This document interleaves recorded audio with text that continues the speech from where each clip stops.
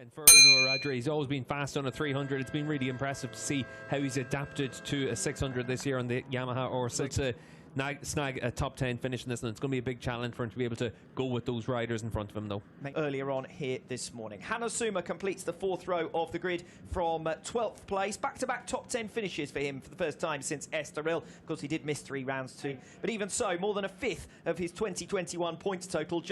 So ultimately, he actually did pretty well just to claim 9th. Yeah, he was the only rider out there with that harder front tyre yesterday. Came really good in the middle stage. On the grid, his worst since Aragon 2017. But he put in a great recovery ride to 4th. Not enough to keep his run of consecutive final 5 laps to Federico Caricasulo. He was only half a second behind him so far, and he'll want to finish the season off on a high. It's been an up and down season for Cluzel, but the last third of the season very impressive and strong with those in Argentina.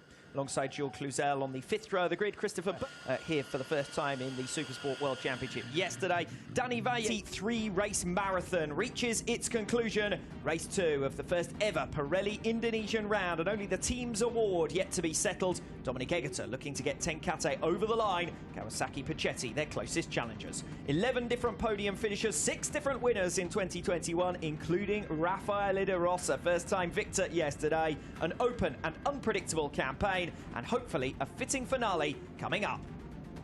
Just seeing notification along the bottom of your screen that Christopher burst his pelvis, quite severe injury he sustained in the Endurance World Championship earlier on this season. And then race 2, nothing riding on it as far as the Riders' Championship is concerned. Tenkate with a team's award to get over the line though here today. Strong in the last couple of years once again. With Stephen Odendaal with them last year. Odendaal their chief championship rival this year, but Dominic Egerter. Well, the only snag for Tenkate is that their second rider hasn't been of late. Race 2 of the 2021 Pirelli Indonesian round gets underway. Flying start that from Chan On-Chu.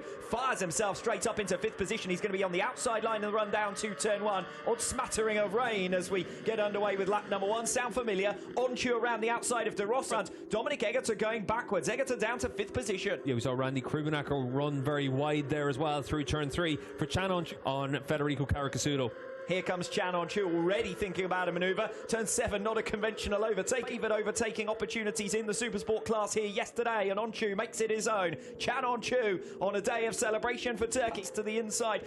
And he will be hoping that that is again the case here today. Peter Sebastian, quick mention for him, started in 10th position on the spin. Peter Sebastian, the more positions, of course, Cluzel gains, the harder it is for him to make further progress. He's got the likes of Stephen Odendaal down in 9th position, but up at the head of the field.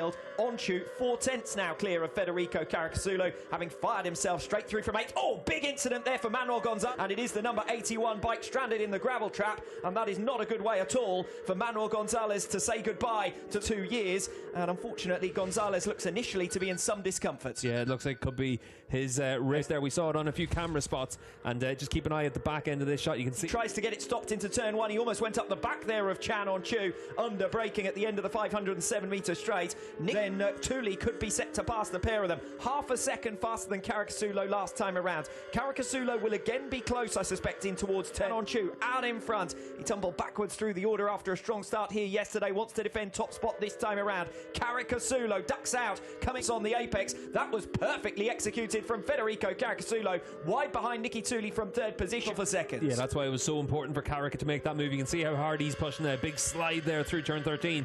But for the race leaders, Federico Caricasulo, 3rd places in each of his last 2 appearances. On-Chu, and we'll see if he's able to get close enough this time around. Last time around, he did have a big slide at the same point as Caricasulo, trying to move into 2nd spot. Thule did appear to be a bit of a win it or bin it rider in the early stage of this season, just acclimatising to the MV. A little bit offline there as they make their way through turn 10. De Rosa not quite close enough to capitalise, but the number 66, really since the Catalunya round, has come to the fore. He was 3rd races with misfortune, but he is back up in podium contention here. Caricasulo in front, On-Chu 2nd, Thule 3rd, De Rosa 4th, Egerter 5th. Do not take your right. The end of this group as well. On-Chu, is he close enough to make that move? Nicky Thule is. They're 3 abreast going around turns 15 and 16. On-Chu's on the inside. Thule's gone from 3rd now by Raffaele de Rosa as they start lap number 10. De Rosa looking for a move through on the inside into turn 1, and On-Chu's going to try and respond on Thule. Thule leads to his brake lever on the previous lap, and then we saw him run in very deep into that long braking zone into turn 15.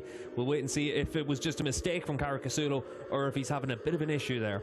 But to see them three of Rafael de Rosa, Dominic Egerter and Jules Cluzel, this is the battle further down the order, way further back down the order for 14th position, but we recover the leaders thankfully. Caricasulo, de Rosa and Egerter still throwing their bikes at one another. Yeah, Dominic Egerter just keeping that watching brief, but look at Jules Cluzel in the background. Last time around he pulled in 1.5 behind the race leader. That is faster and faster. 7.5 to go. Nicky Tooley, could he be looking at a Supersport World Championship this weekend? It's not been an auspicious return for him. Cluzel, well, he hasn't made ground up hand over fist so far on this lap as Egerter sends in a move from way back there on Rafael de Rosa. That looks like Stephen Odendahl who's gone down, and Stephen Odendahl thankfully straight back up to his feet, but that compounds a miserable second half of Odendahl's 2021 campaign. Yeah, this is on the run down into wall through the flip-flops. It was actually through turn 8 that he lost it, and then that bike just carries all the way down. It stopped in that grass on the run down into 10. Birds moving out of the way for the Ghost Rider riding around. We saw Stephen Odendahl with a bit of a walk on his hands heading off to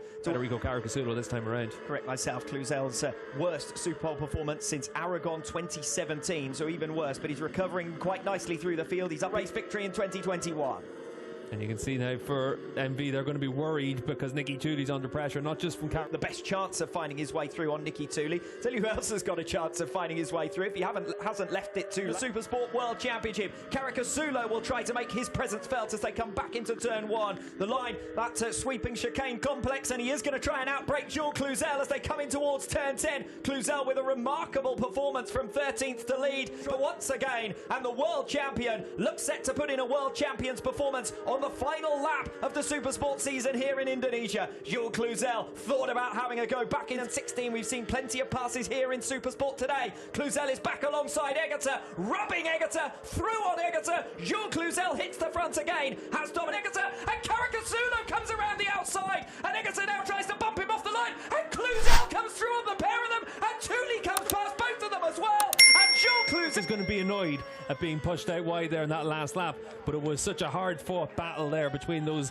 leading three riders that it opened the door for Egerter. Leans into Caricasulo. Carica almost crashes, runs out wide, loses momentum. Nicky Tooley's able to come through, pick the pocket of both. In 13th, the Indonesian, I think, will be happy to have put something on the board in the final race of the campaign. Philip Ertl coming home in 9th position and Chan On-Chu in 6th for the record on that front. But it was all about the top 4 in that race. I don't think anyone was worrying too much about the team's award by the time we got to that final lap tally for 2021. I'm sure he'll try to get his average back up to 50% or more. And as I said previously, I wasn't joking or kidding. Argentina, a 4th and a 1st this weekend, and that despite a 13th position start on the grid.